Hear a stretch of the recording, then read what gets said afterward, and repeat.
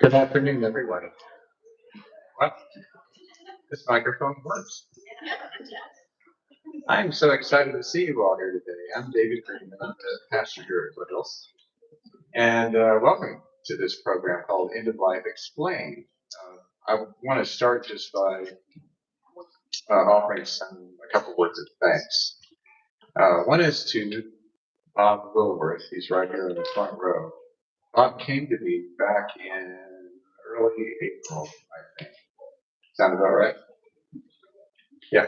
And with an interest in having a public forum on the what's called medical aid in dying, or it's also called the California End of Life Care Act. Is that right?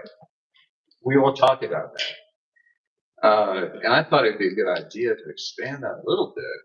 Bob was particularly interested in the ethical. You can't hear? Right. How about now? Yeah. Okay. It'd be okay if you just yelled out, "We can't hear."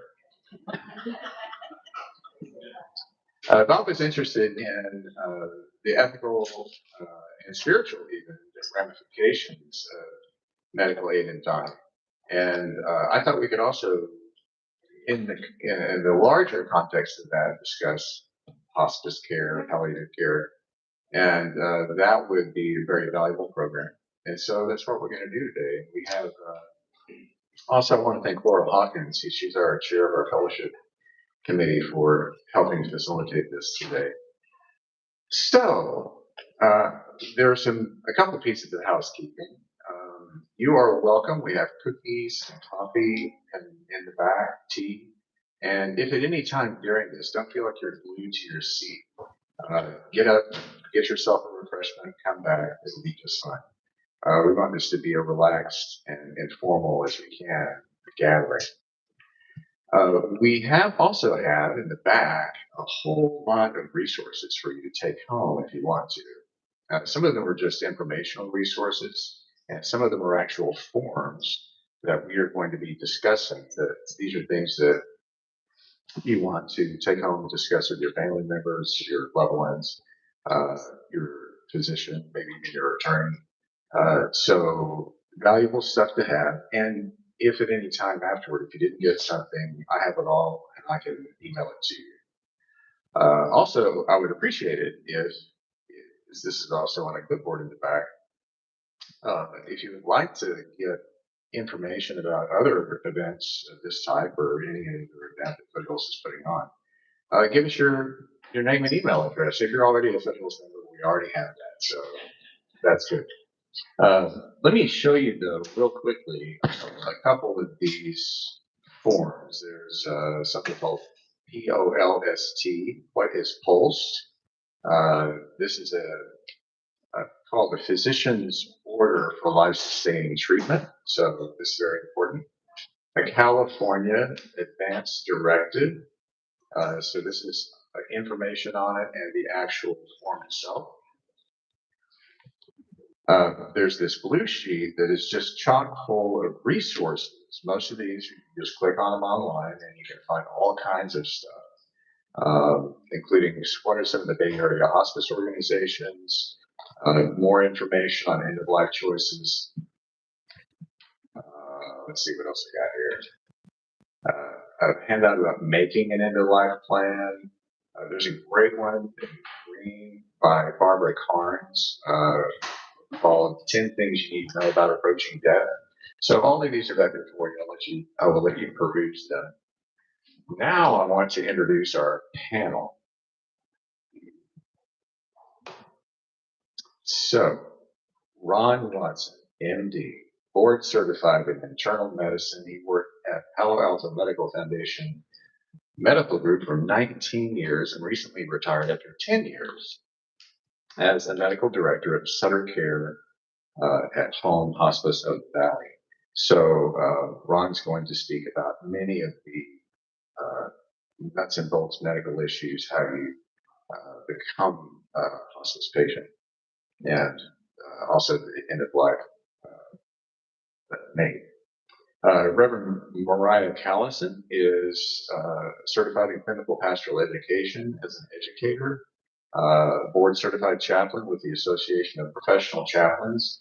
She, since last year, has worked at Stanford Medical Center as a chaplain educator after 11 years at John Muir Health as a staff chaplain. And before she was a chaplain, she was a respiratory therapist. So Mariah is one of my United Church of Christ. This is our Foothills denominational affiliation is with the United Church of Christ. And so she's one of my UCC colleagues. And last but absolutely not least,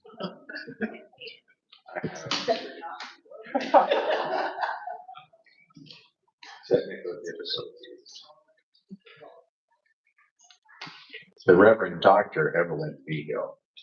Evelyn's pastor just up the hill here at Ladera Community Church in Portola Valley, also a UCC church. She has served as a hospice grief counselor and a chaplain in the Santa Clara County jails.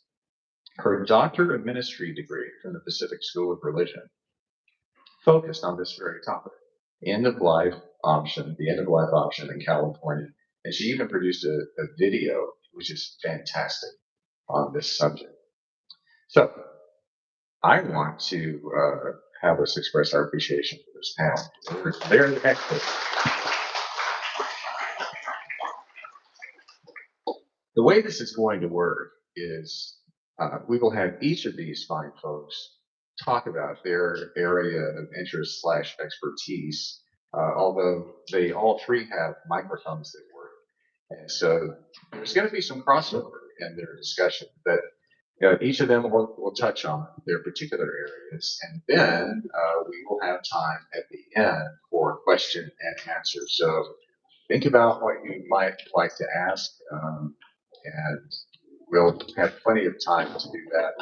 Also, we are live streaming this program, so I'm looking at my live stream stuff and saying hello to our streaming audience. Glad to have you with us. Okay. And we will all, we have learned that it would be helpful for everyone being able to see us if we stand when we talk. Is that okay for everyone? Now that I've said that in front of this whole crowd. So Ron, you're up. We probably, you know what? Let me grab a music stand.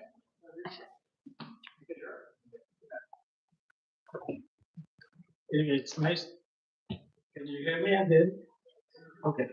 So closer. Is it better now? Not so much. I tend to talk softly too, so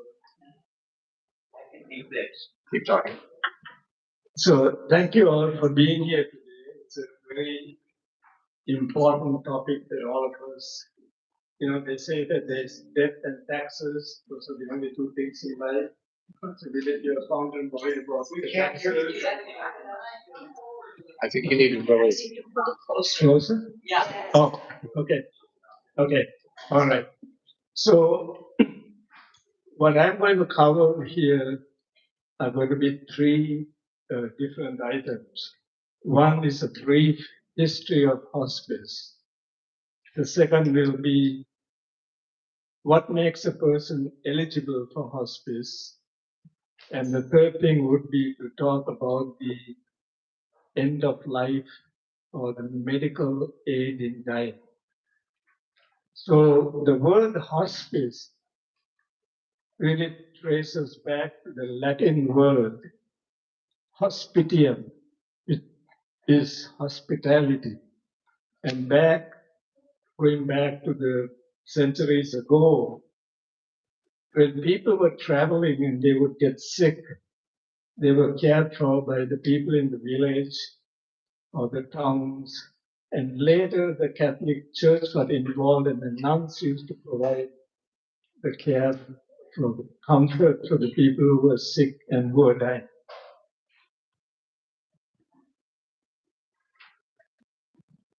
So a little bit more about the brief history.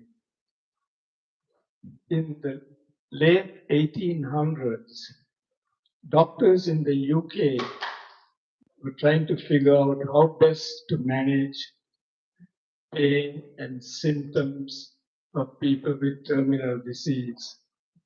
And in 1890, a group of physicians decided that they would come up with a treatment plan for people who were dying of cancer, but also who was having post-operative pain. And they came up with what is known as the Brompton cocktail. The Brompton cocktail was originated in the Brompton Hospital in the UK. And this consisted primarily of morphine, cocaine, either gin or scotch, but gin was cheap at that time. And it also had a syrup to it. But what was unique about it was that this was now patient controlled, so that the patient would sip this to the point where their pain was controlled. And that put the patient in charge of managing their pain. So it was widely accepted at that time. And I don't know if it really came to the US or not. So if we fast forward from the 1890s and we talk about the modern day hospice as it is today, this was originally pioneered by Dr. Cicely Saunders in the UK. She was started the St. Christopher's Hospice in 1967 in the UK. And she was invited by Francis Wald, who was the dean at Yale University. So she came and gave several talks about hospice, how to manage symptoms of people who were in distress. And so she took a leave of absence for 2 years from Yale and went to the UK to work under Cicely Saunders. And that was the birth of modern day hospice. So right now, the first hospice in this country was started by doctors, nurses, chaplains, spiritual workers in 1974 in Brantford, Connecticut. That was our first hospice. But right now, we have 1,600 hospices in this country across all the states. And Medicare made it a hospice benefit in 1998. Unfortunately, I should say that there are not-for-profit hospices and there are for-profit hospices. As a result, there is some degree of fraud. And Medicare has been really auditing the hospice agencies. And one of the states that they have targeted happens to be California because we have a lot of hospices here. So that's a brief history of hospice. Now, one of the drugs that we use in hospice is morphine. I mean, it is pretty much the gold standard to manage pain. And just briefly, it really was discovered in 1804 by a German scientist. He extracted it from poppy, and then later it was commercialized by the pharmaceutical giant Merck. And in 1914, it became a controlled substance in this country. So a lot of times people wonder what's the difference between palliative care and hospice care. There's a lot of gray area in that. So just to differentiate palliative care from hospice care is that while people have, sorry, while people have a diagnosis which is considered a bit terminal but not dying in 6 months, they can be seen by palliative care physicians. The difference between palliative care and hospice care is that they may still continue treatment. So if you have cancer, you may continue to receive chemotherapy. You can be on IV fluids, and also you can have lab tests, you can have X-rays done, and you can even have radiation treatments. In the case of hospice, those things don't apply because we are focused now primarily on comfort. Now, when a patient declines when they are on palliative care, they may be referred to hospice.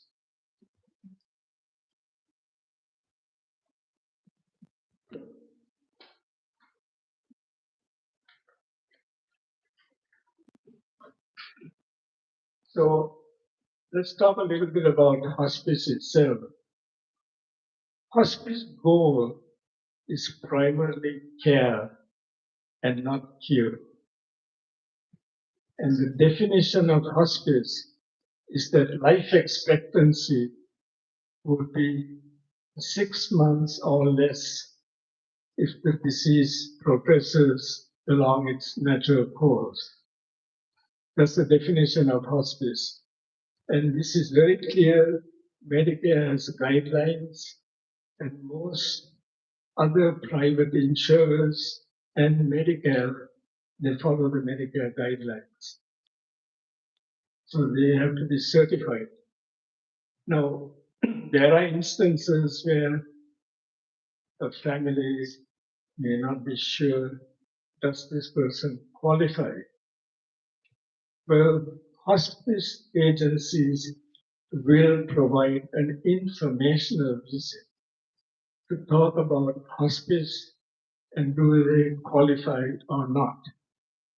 And if they don't qualify, we may check back with them in about a month or so, or we inform the family to notify us if there is any significant decline.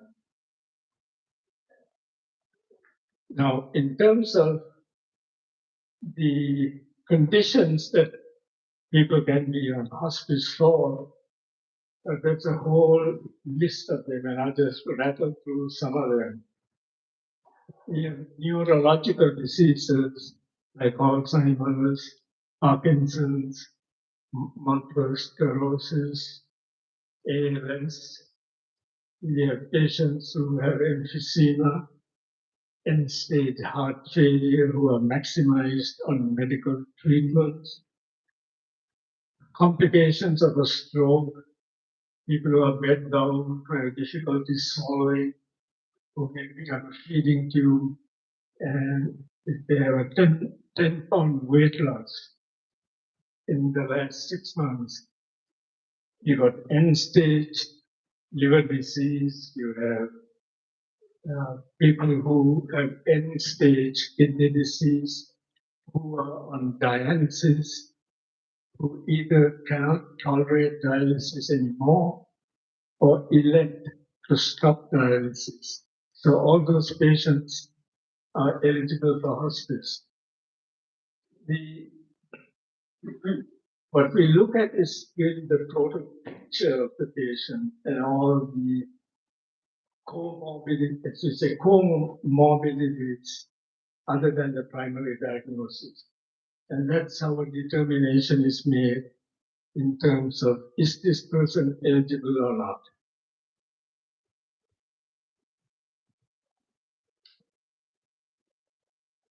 So there are a lot of benefits that a person has while they're on hospice. Number one, there's a doctor, there's a nurse who's specially trained We have nurse practitioners who are specially trained. We have social workers. We have chaplain. We have, we have home health aides who provide beds for the patient. And we have volunteers. Medicare makes it very clear that 5% of the population in an agency that has hospice have to have volunteers. So they can act as companions, they can run errands, and so it's a whole program that now in addition to the personnel, you also have 24-hour access for advice. So you have hospice nurses available after hours, weekends, holidays. So a family is never alone. They are always supported through this whole process.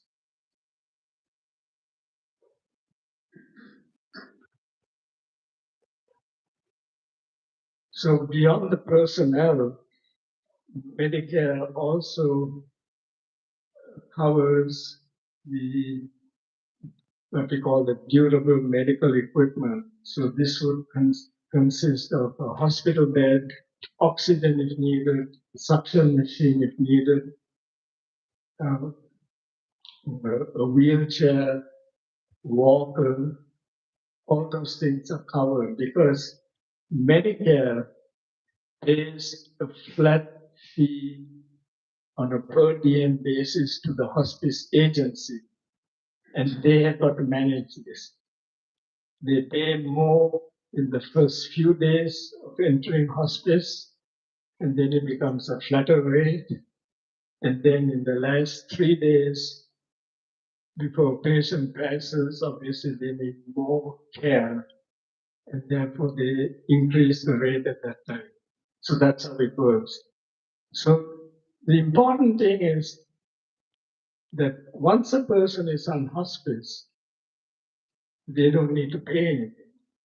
It is a benefit.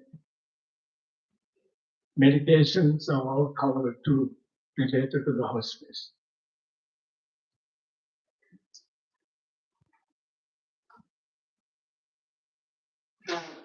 So before I talk about the medical aid in dying,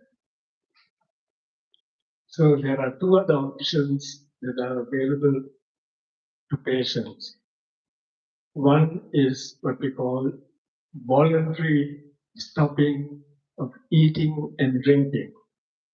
So a patient may decide that they're just not going to eat or drink and gradually pass away, and symptoms are managed by hospice. The second one is what we refer to as palliative sedation.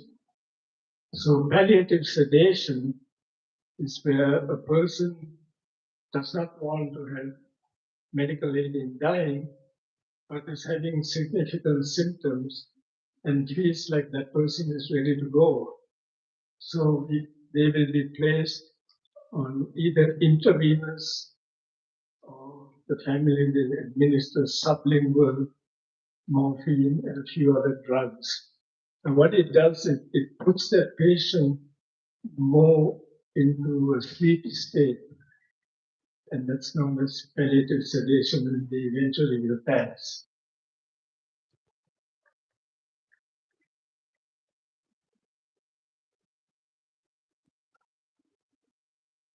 Now, one of the important things about being on hospice is that we have to discuss the goals of care, because the goals of care may differ from one person to another. And I will briefly, I know I'm running over time, David, but briefly give you a story about a 35-year-old single woman who had metastatic breast cancer. And when I asked her, what's important to you? And she was a great fan of Downtown Abbey. So I actually emailed them, and they sent a shortened version of their upcoming events. And you know, it just brought me to tears. I said, here was someone who was so happy before she passed. And there are a lot of stories like that. So it's important that we have to take those things into account. It's not just a question of juggling drugs and so forth. So my last topic is the California medical aid in dying. So this became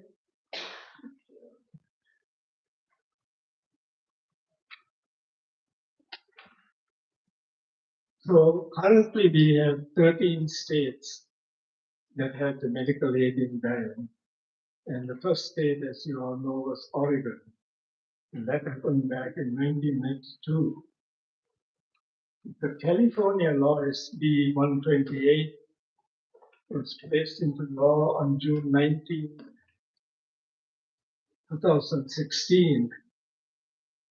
But at that time, it required the person who requested this to wait 2 weeks between two physicians. That's a long time for someone in that state.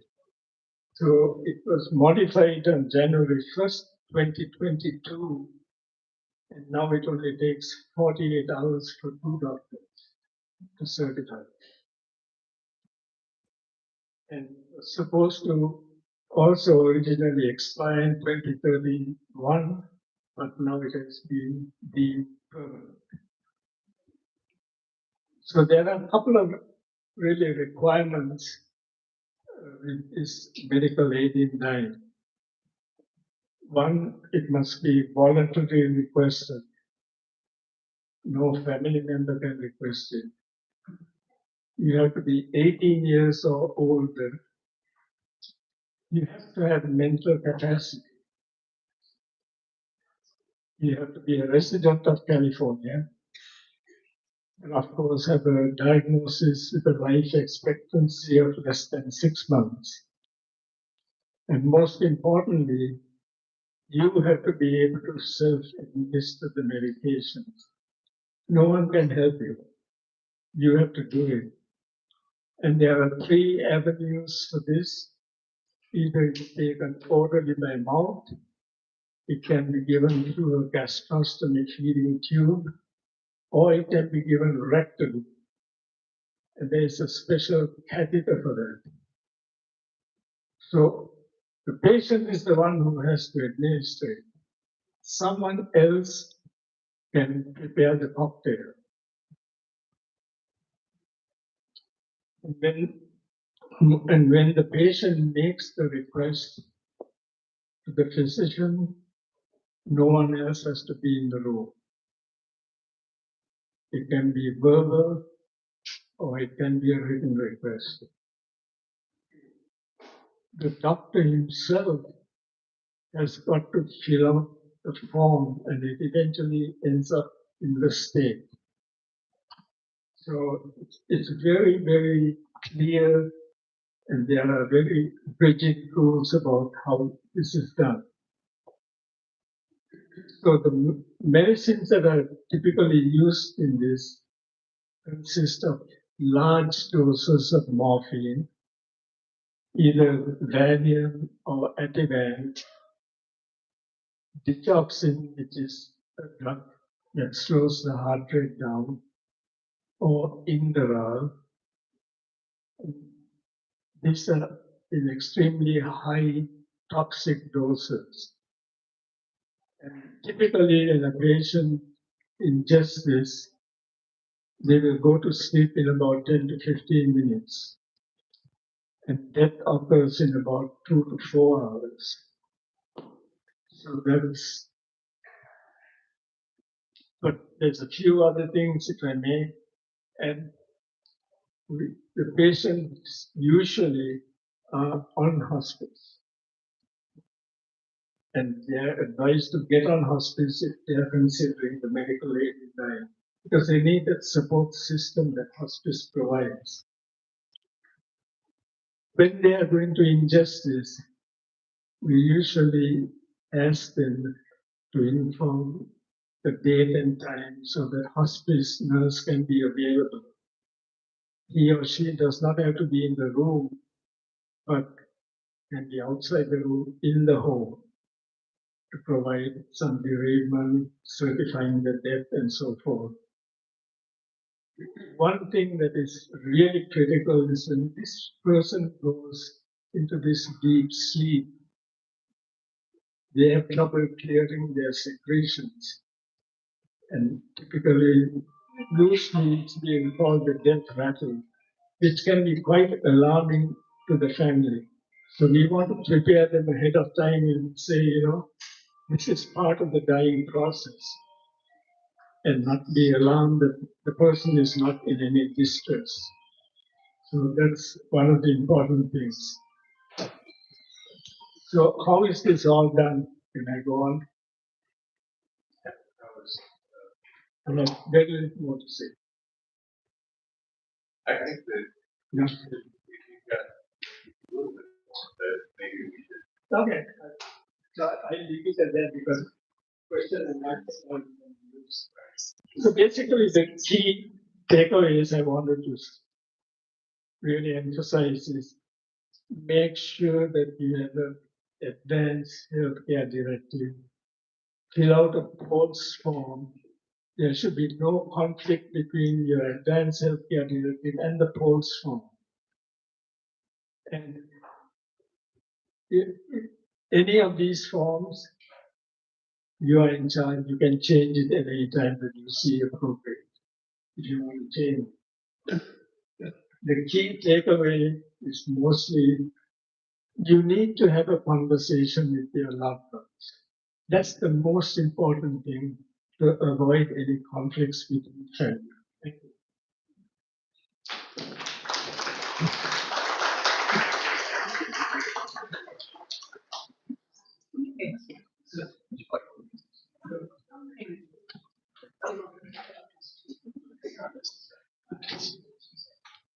Is this okay? Am I gonna have to talk louder? Louder. Louder. Okay, how about that?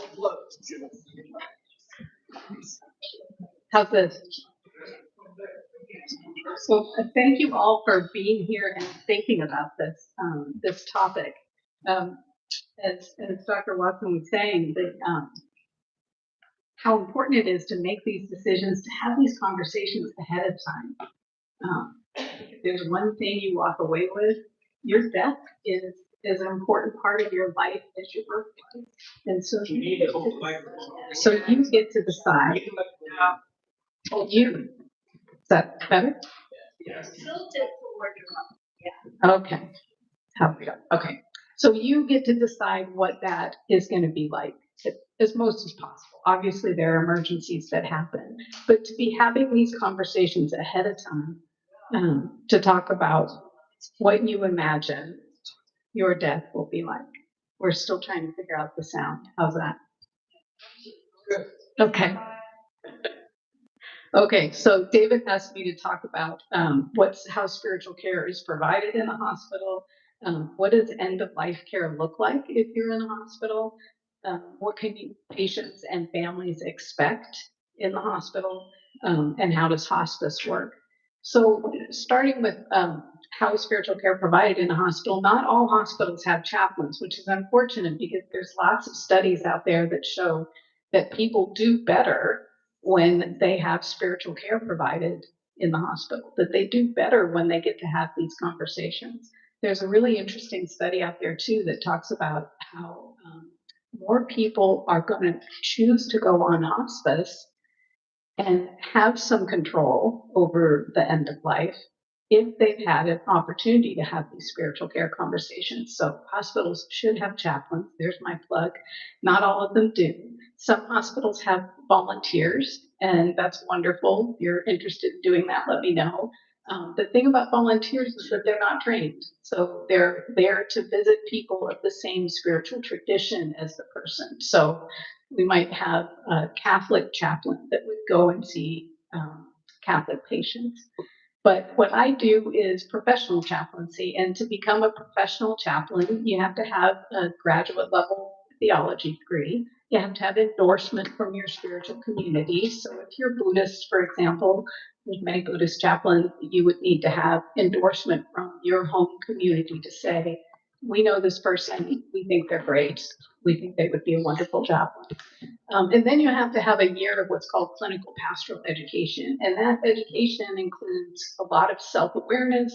It includes training on interfaith. So being able to provide care to people regardless of their belief, and in particular, if they have no belief. So there's a lot of people that are in the hospital that don't necessarily believe in God, but chaplains can still help with that meaning making that comes as being part of being in a hospital. There's something that happens in hospital stays. If you've ever been in a hospital, maybe you'll recognize this, but things come up, things from way in your past. So you may have just had heart surgery and you're confused about why can I not stop thinking about some event or some person or some relationship that happened 40 years ago, 50 years ago. So the training that chaplains get in psychosocial theories and group dynamics, things like that, are all there to help people make meaning out of what's happening here and how should I be processing these emotions. Um, the way that professional chaplains see patients is generally on consultation. So physicians or nurses will call us and say, we think this person would benefit, or a patient may ask for it. Um, we do rounding. We also do a lot of staff support that people seem surprised about, but it's not easy being a nurse or a doctor these days. And so chaplains can offer that kind of support as well. One of the things we do is fight against the idea that we're only there when a person is dying. So one of the first lessons I learned as a resident chaplain was I've got to figure out my opening line, because I walked into the patient room and they burst into tears and said, am I dying? Because people think chaplains are only there for death. That is not true. So I've worked that out over time.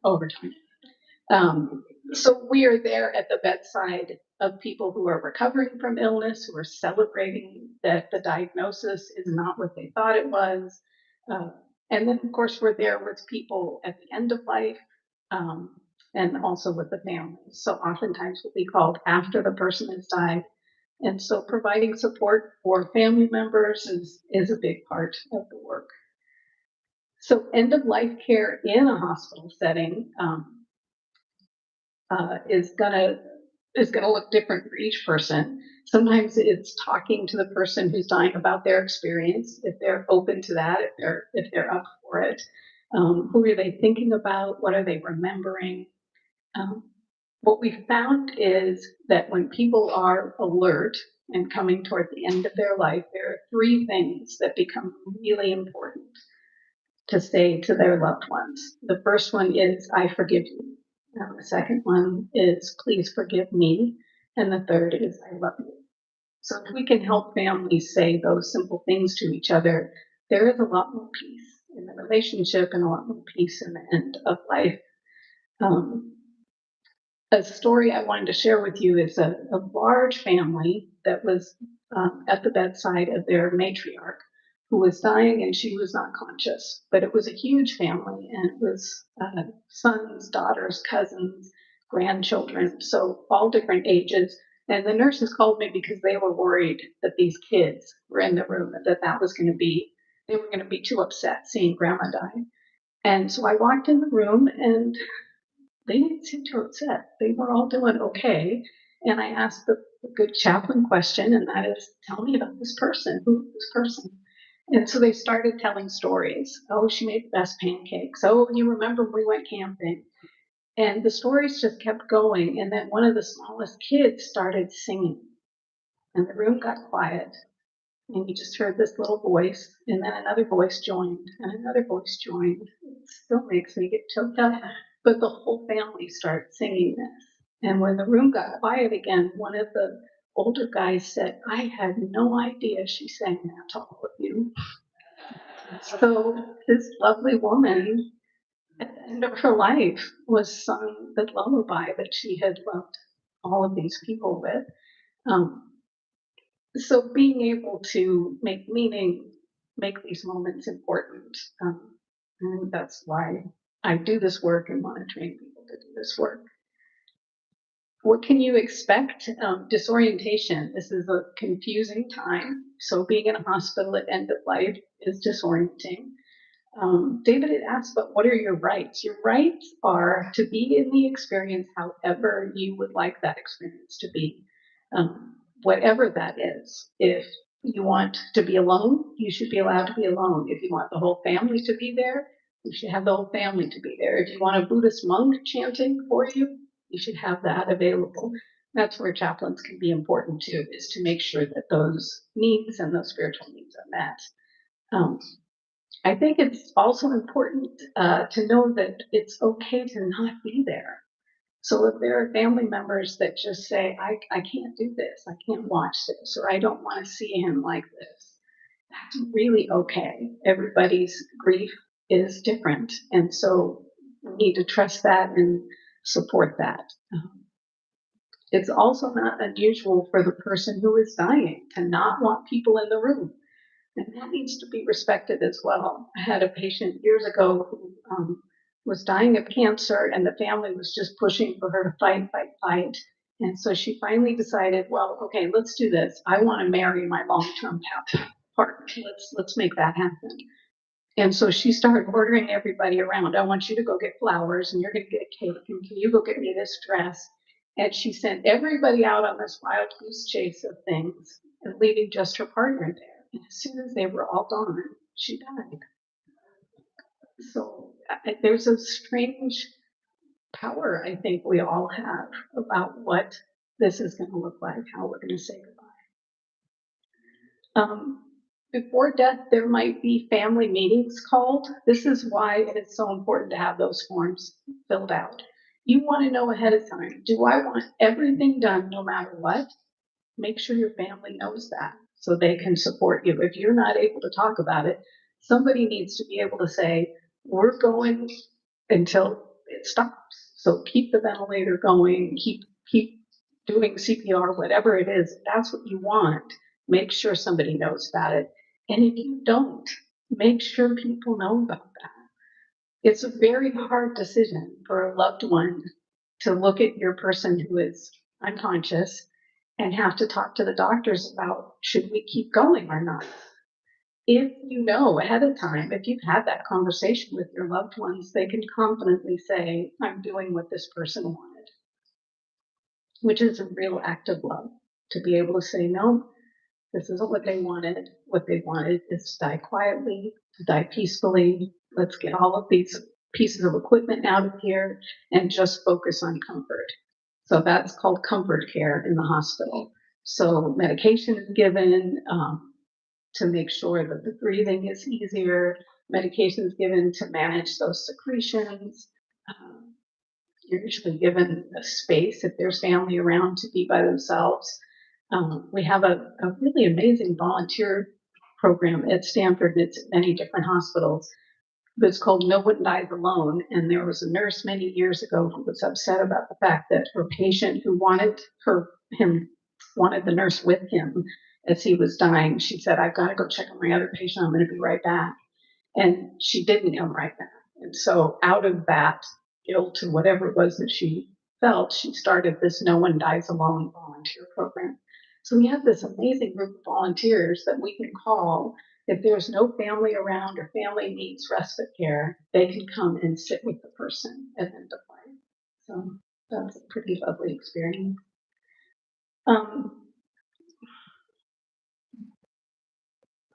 So as I said, that like birth, like every other part of our life, is an experience. And so what do you want for that experience? Do you want to have those conversations? Do you want to be able to say, I love you, I forgive you, please forgive me? And that's okay. Let's make sure that happens. And if you want to just die quietly sleeping in your bed, that's okay too. But as odd as this might seem, these conversations are so important. And I've been so honored to see what happens when families are brave enough to have the conversation, that those relationships get deeper, that it becomes so much more meaningful. So don't be afraid to have those conversations. And I think that's it. Yes. Thank you,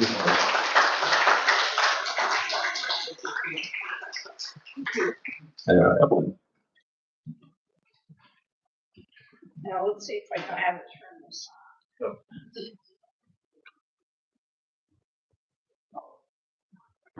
Makes it look simple. Thank you, Mariah. That was wonderful. As someone whose mother, you can hear me, I'm sure.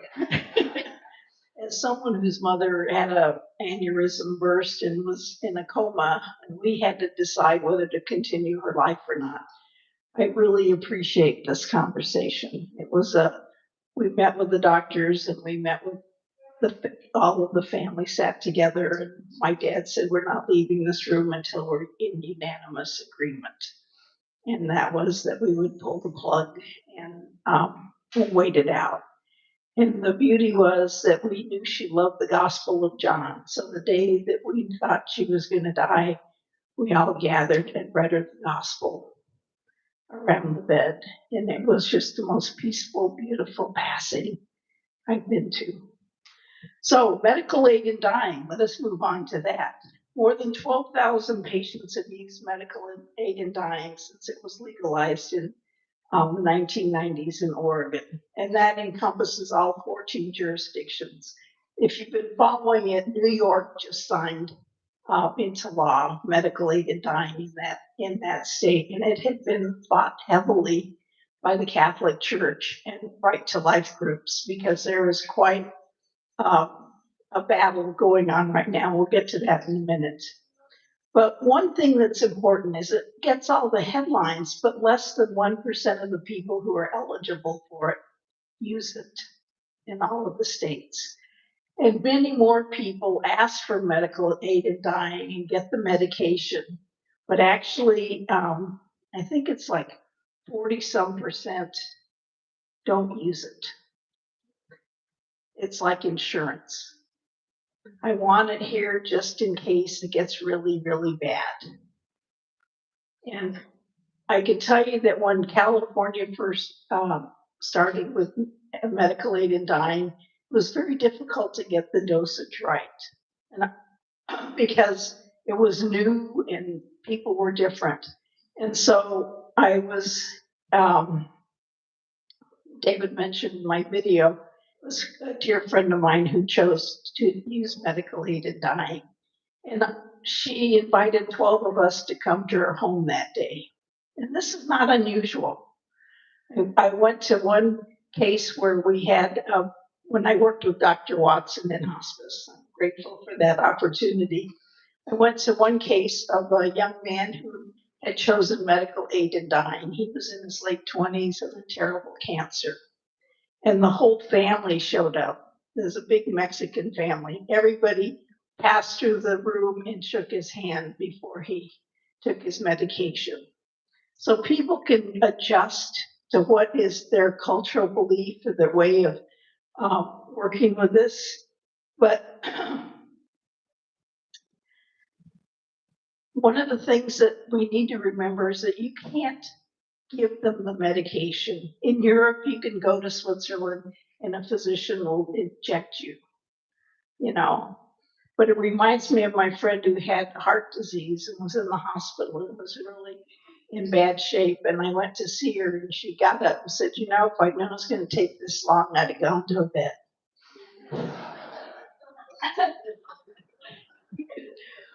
So anyway, just thought I'd like to let you know that. You do have to consult with a physician, 2 physicians to get this going. Now, one of the big arguments against medical aid in dying is the argument that families will coerce their loved ones to choose this option in order to grab the inheritance or whatever. But actually what we're finding is that the families are not coercing the patients, their mothers, their fathers, their loved ones to take the medication. It's the opposite. We don't want you to do it. They've withheld medication. They've withheld the phones so they can't talk to their physician. They feel like we need more time with you. It's too soon. I don't know what you're doing, or it offends me. So there has to be a discussion of the options, including the family. We encourage discussions with the family and ensure that the patient understands the risks, benefits, and alternatives. I sat with when I was in hospice, we had a woman who had chosen medical aid in dying, and her daughter came up from Southern California, and the husband was there. And it took her 12 hours to die because this was early on. And our social worker, who was sitting with the family, just couldn't take it anymore. So, of course, they called me in. And it was another case of the family left the room. They ordered out. They got some Chinese food takeout, and they were setting up in the kitchen. As soon as they left, she died.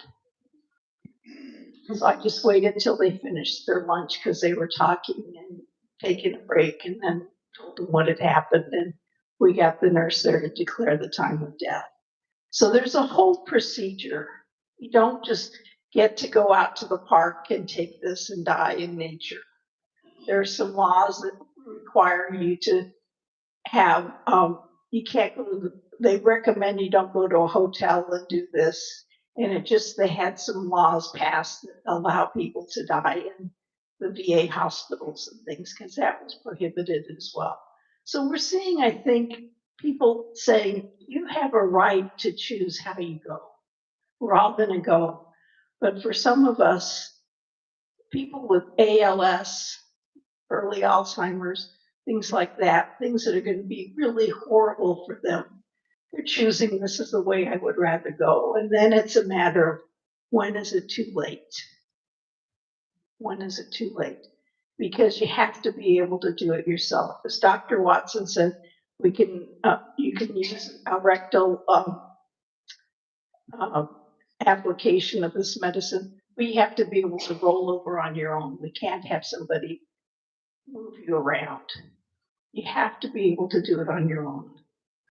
And if there's a concern about impaired judgment, then we can call in a mental health specialist to evaluate the patient. This is one of the big fights that's going on right now in the whole medical aid in dying, is that Canada allowed a mentally ill patient to choose medical aid in dying. He felt like his mental illness was so severe and so debilitating that he would rather die. But is that just giving a state sanction to suicide? So there's some moral and ethical issues you have to think about when you talk about medical aid in dying. And I lost a very good friend who's an evangelical Christian over this whole issue, because she was adamantly against medical aid in dying, that we don't have that right. And you're going to encounter that with family members and with friends. We're going to try to persuade you not to do it if that's what your choice is. You need to remember that this is up for the patient. So you have to be able to demonstrate decision-making capacity to two doctors and self-adjust the medication. And so if you're thinking about that, if it's something that you think would be how you want to go, then I would encourage you to talk it over with your family. First, it helps in the grief process. When I worked with Dr. Watson, I was both the chaplain and the bereavement coordinator, your grief counselor. The families are sad at your passing, but they are not in such deep grief because it wasn't their choice. It was your choice. And if they supported that, then it helps them as they go through the grief process. Does that make sense? So talk it over with them, because they're the ones who are going to be left afterwards. Dr. Watson also asked me to talk a little bit about how the different cultures are addressed in hospice. We made as much opportunity as we could to provide the kind of care you want. The Buddhists, they want to pass with the Buddhist chants going. And I went to one house where the daughter, Chinese house, where the daughter had set up her Spotify or whatever. So it's constant Buddhist chanting, and she cared for her mother. It was beautiful. It was so quiet and peaceful. Others, they were in a care home, and so we have little chant boxes you can take in the various languages, Vietnamese, Chinese, I don't remember what other ones, and it would be the Buddhist chants, and we'd set those by their bed so that as they were passing, they would hear what they needed. They were Catholic, we'd often get a volunteer to go in and pray the rosary with the family. And as a chaplain, just as Mariah, what is your life story? You know, we called it life review, but it was how are you feeling about your life now that it's coming to an end? Are there any regrets? Are there things that brought you joy? What were they? What made you happy? What do you want to see continued? And it's as individualized as each person in this room. But think about it, because we're all going to face that day at some point.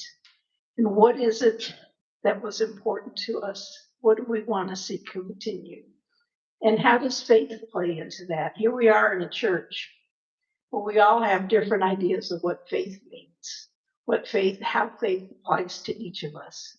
And so I encourage you to explore that. Talk with your pastor or talk with each other. You know, what kind of a funeral do you want even? Do you want a lot of music? Do you want prayers? I've done a lot of non-traditional funerals for people in hospice, and one I showed up at because I thought I was just going to attend the service, and when I got there, they said, "Well, you're on." I mean, I'm on. They said, "Aren't you leading the service?" I go, "Well, I wish somebody had told me." So you always walk around with a little bag of whatever you need in the emergency moment. But think about that as well. People are unprepared. And do you want to be cremated? Do you want a full burial?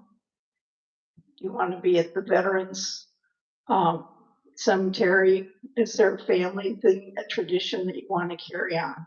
These are all, they seem kind of hokey right now to bring it up, but they're important things for the people who love you. No, mom would have wanted it this way. No, mom would have wanted it that way. And you don't want the fighting to start as soon as you stop breathing. You know, try to work those things out beforehand. And I guess if anybody has questions, we're up here ready for them. Well, I think you could probably see, as I do, the depth of genuine caring and concern and love of people that each of these panelists brings to their work. To follow up on something that Ellen just said, it is so helpful if you're in a role like mine, and it's also helpful for your family members to sit down with someone like me and make some decisions about how you would like your celebration of life service or memorial service to look like. I don't care if you're a member of Foothills Church. I'm happy to meet with you and just to sketch out some basic things, and they can be kept on file here. They can meet with a family member, with your attorney, whoever, so that it's boy, it can make a big difference if your children and grandchildren know that you want this hymn, this scripture reading, this person to speak, this person I don't want speaking. Yeah. Boy, so think about that, and like I said, I'd be happy to help. Okay, questions and answers. This is a lot of information, an information dump, and you may have a lot of things going on, but we'll try to get everything covered. We still have half an hour, so we have plenty of time. And Laurel has a mic where she can bring it to you. If you just raise your hand, she will come to you and you can ask your question. And as we've seen, we need to know how to turn it on. All these mics are different. You showed me how to turn these on.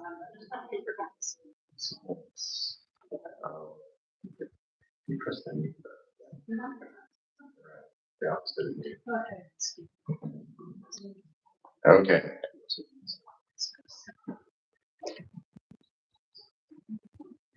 Now, come on. I have a question for the, I don't need that. Oh, actually, we'd love for you to do it because our folks online can't hear you otherwise. Okay, I'm sorry. Testing. Okay, I have a question for the chaplain. You said 3 things are important. To be able to talk about at the end. Yeah. I forgive you. Will you forgive me? And I love you. Why is that? Why do you think?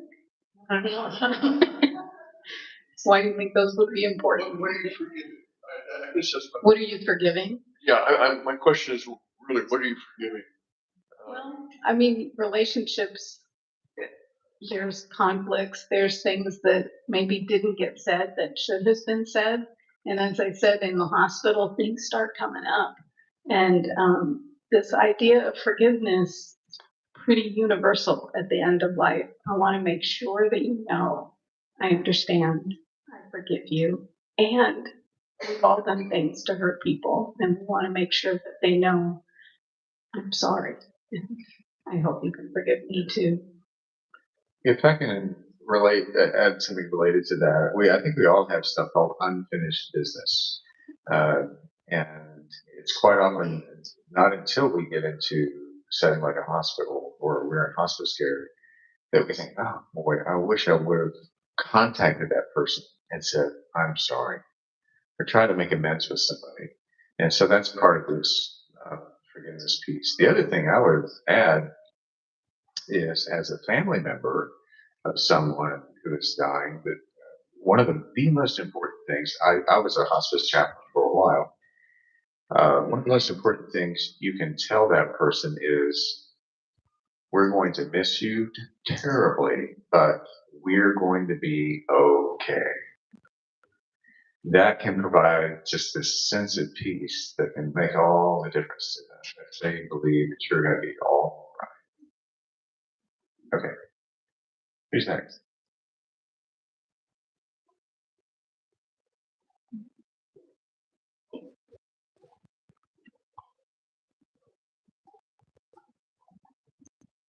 My question is both a question and a confession. This is not the first meeting of this kind that I have attended. Have I done what I intended to do or what was advised? Not yet. And I would like to know what kinds of suggestions you have to get me off of the dime. I know it's important. I have lots of materials at home, but sitting down and making it happen isn't going to happen alone, I can tell. Are there advisors or counselors that I could hire to help me do it? What do you say? Well, Linda, we could do a form party. And anyone that wants to come, we could all sit down and all complete our forms together. I mean, that might work.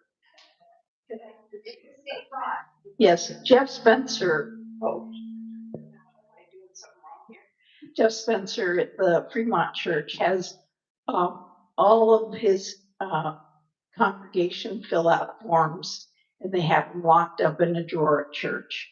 And there's what they want for the service, and this happens. Even I was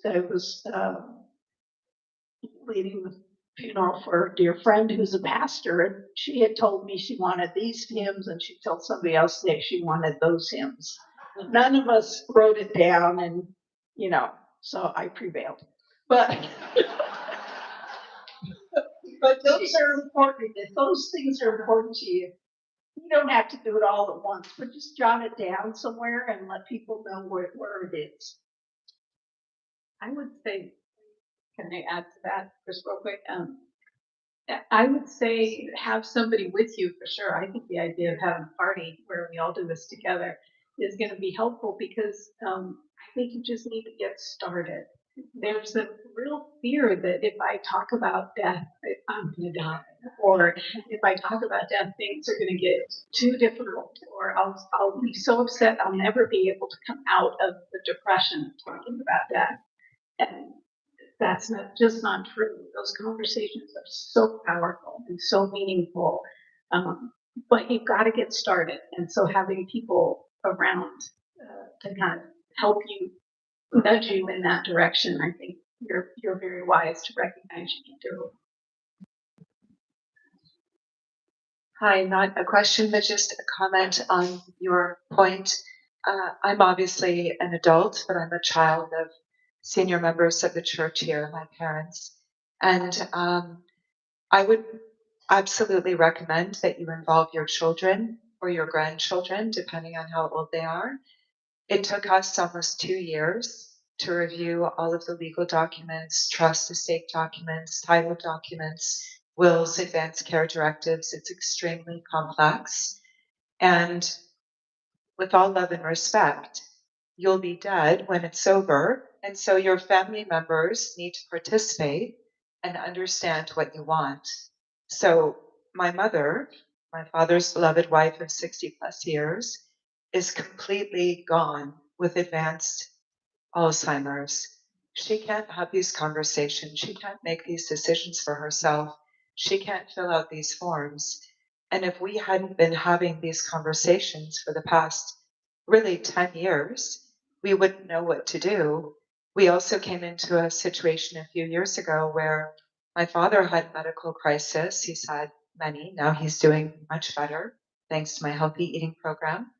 But I live here across the street. My sister lives out of state. My mom's sister lives too far away to help. And I didn't know where anything was. I didn't know where the safe deposit box key was. I didn't know where the legal documents were held. I didn't know who the attorney was. I didn't know what to do. And I mean, even like I'm in my 50s and I have my own children, but like it's already, I feel it's incredibly important even for people of my age to have this. And everyone in this room needs to have these documents in order. And I would just advocate doing it as soon as possible. Involve the people that love and care for you. Make sure that you have a really good attorney. We got two. So we had my parents' attorney. Then we had an attorney also representing the children and heirs in the family. And have conversations. You need to talk about that. And now, we're double checking that all of our forms are on file with Kaiser, talking to my parents' doctors. It's just a constant process. And I mean, truly, it could happen anytime. I mean, I could have been hit by a bus 10 years ago, and what would my children have done? So it's just I can't emphasize how critically important it is, and to involve your family to support you and take it as seriously as you possibly can.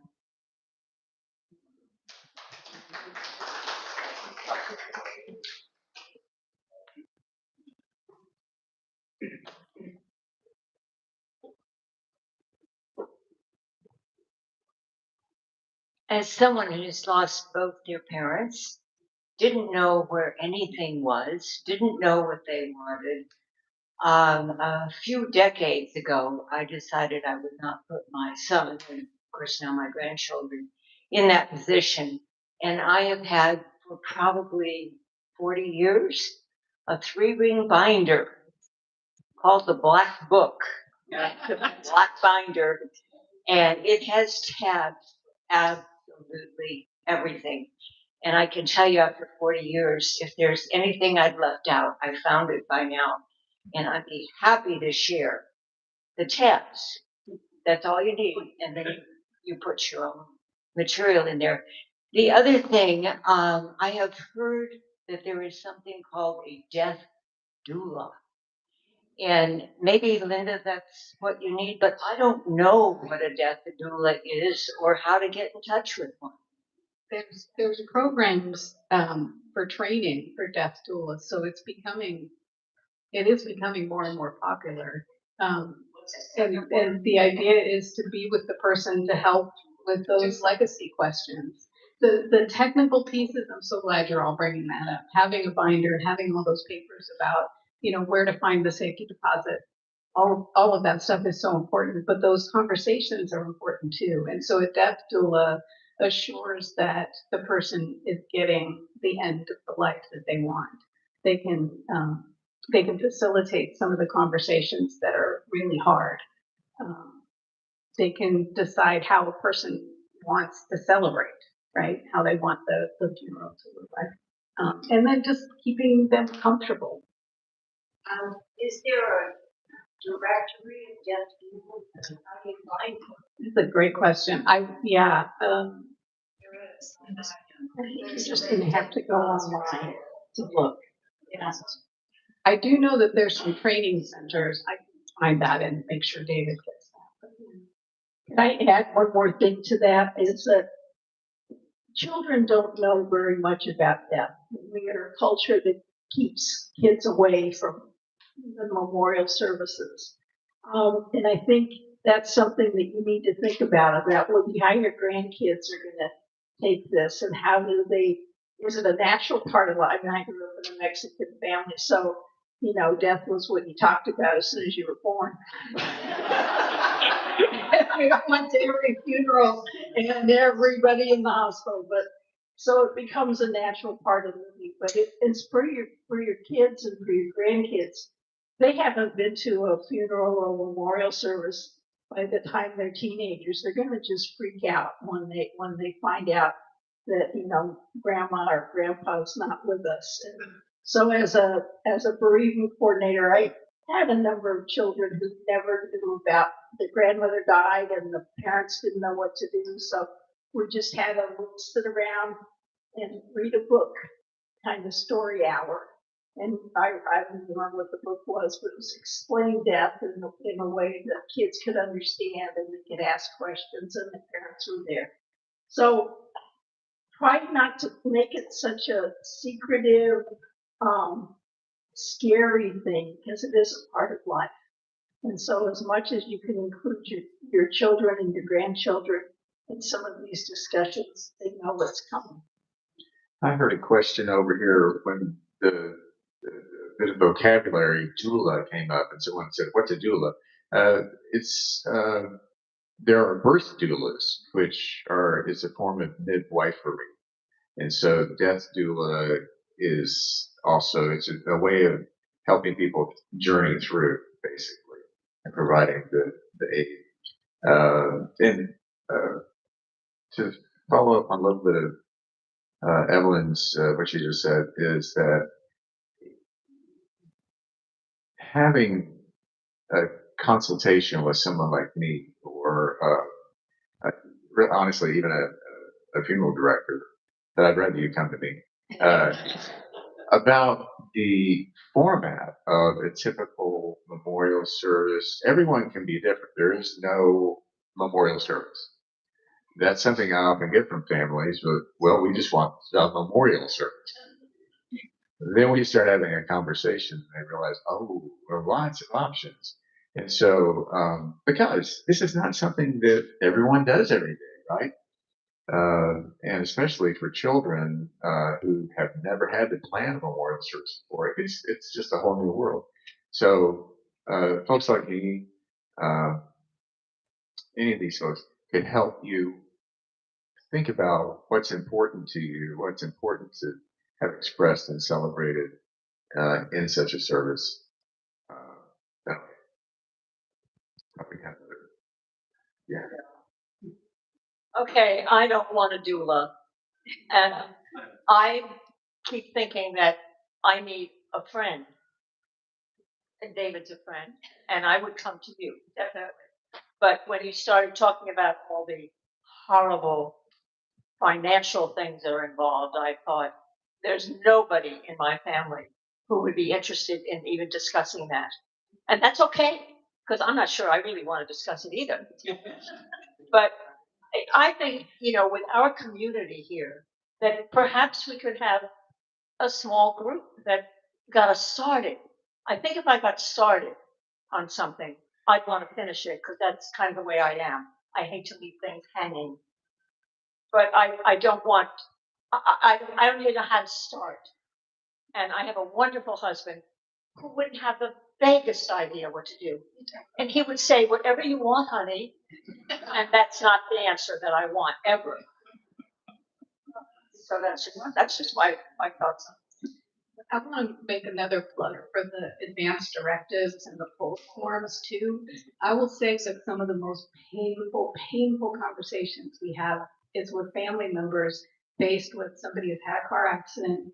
They're not awake. They're not going to wake up to tell us what they want. And the family member has to make that decision. So know if you can make that for them so they can just be present for you, rather than having to sit in a room with a bunch of doctors and chaplains and social workers and nurses saying, well, what would she want? Don't make your family make that decision. Yeah.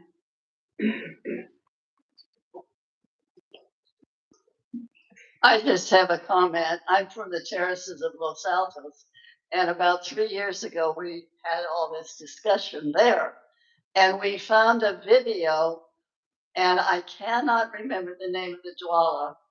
I'm not saying it right, in Australia, and how she works and what she does. And I think if you went online, you probably could find it. You could find anything online. And then we also used a book called I'm Dead, Now What?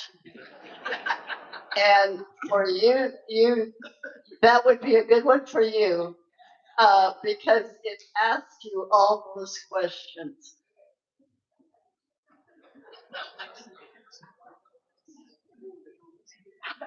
My wife and I recently asked our family to gather together, and we wanted to tell them about all the good things we've been doing to take care of old age and death in our household.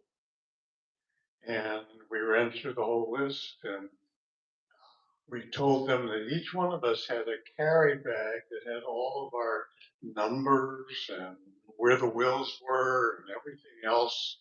And it was about this big. Our executor, who was a member of the family, just flew his tongue. No paper. No paper. He wants it digitalized.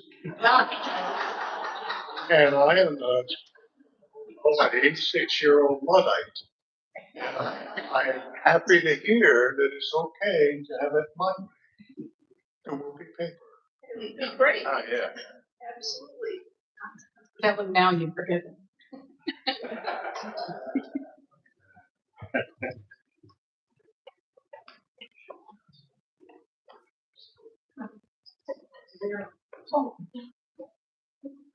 I'm curious about the physicians that are they at the hospitals?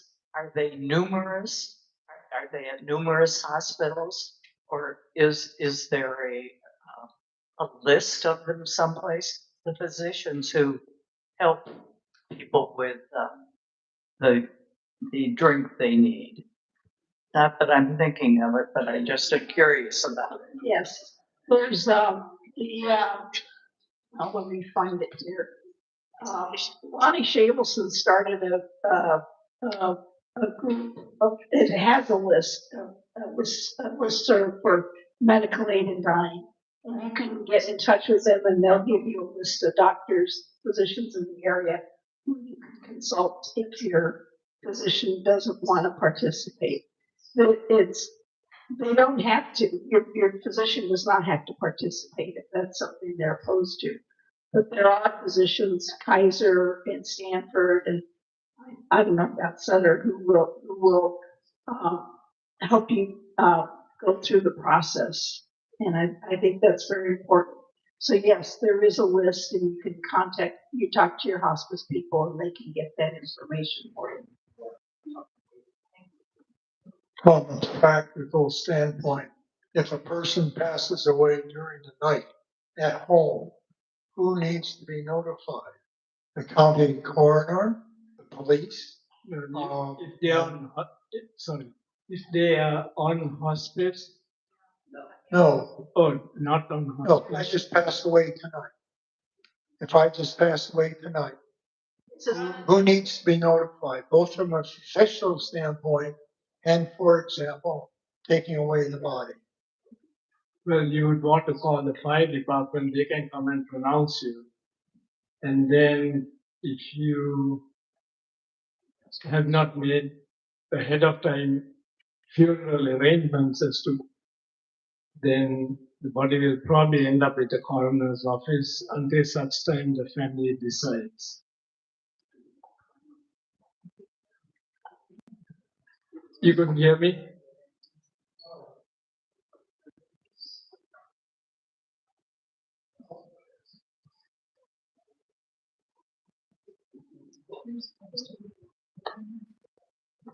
I wanted to just add that I would say that most larger hospices, you will find a physician who will participate in the end of life. It won't be difficult to find a person. I'd like to Say thank you for coming. It really was marvelous how this whole thing happened just like David and I had hoped it would, and guided by David. I had an idea. We had a good conversation, and well, he took off with it, made it work. Thank you, David.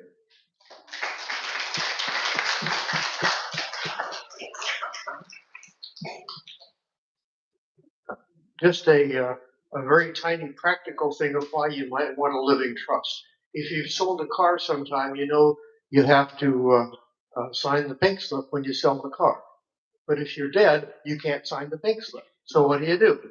If the car is owned by a living trust, the successor trustee can sign the pink slip, and you don't have to go in front of a judge and get permission to have somebody else sign it. So living trust, if nothing else, is a way to pass on the ownership of a car or any other property. The successor trustee can do things according to your directions, but at least they have permission. Similar to that, while you're going to the next raised hand, we all have devices, smartphones and internet accounts, email accounts, and there is a way that you can designate someone who can manage those things after you die, so that you just don't have some email account floating out in the ether for eternity. Although maybe that is a way that eternal. It's not eternal life, but it's eternal span. But Apple at least makes it relatively simple for you to assign someone else to be the person who takes over your account when you pass away. So that's something to keep in mind. I just wanted to second of what this gentleman said. I'm single, so I'm a simple situation, but yeah, I don't plan on dying ever. But you got to think about it, right? Tell me your secret. We'll have a conversation later. But I saw that, you know, you go to I have what this happened at Stanford, this happened at Penn Medical Foundation. Give you, doctor, you know what I'm talking about, the pink sheet. Yeah. And you sign up the pink sheet. It's going to be there forever, right? It isn't. We have those in the back. I've got 3 or 4 pink sheets floating around in this valley, and I don't think I got an attorney. I put together a living trust for my accounts, and we had a fairly in-depth conversation, not only distributions of will and so forth, but how I'm taken care of, even the kind of ceremony I would want and so forth. It took 15 minutes. It's with an attorney. I got a 1-800 number. I gave it to all my siblings and everyone.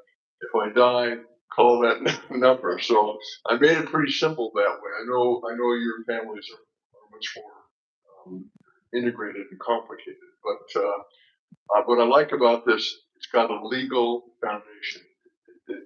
It's really a hard spot that will be there for a long time. Well, you can always join this church and we will adopt you. That's when. I can't get a group of people without saying that.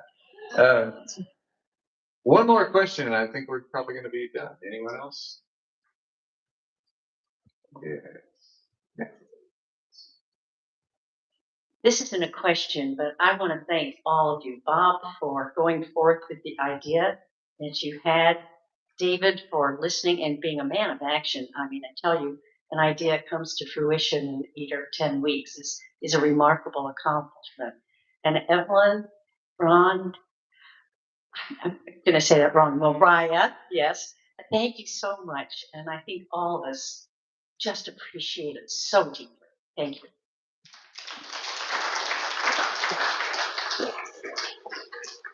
Thank you all for being here. This is really remarkable that you came today and took really valuable, some of your valuable time.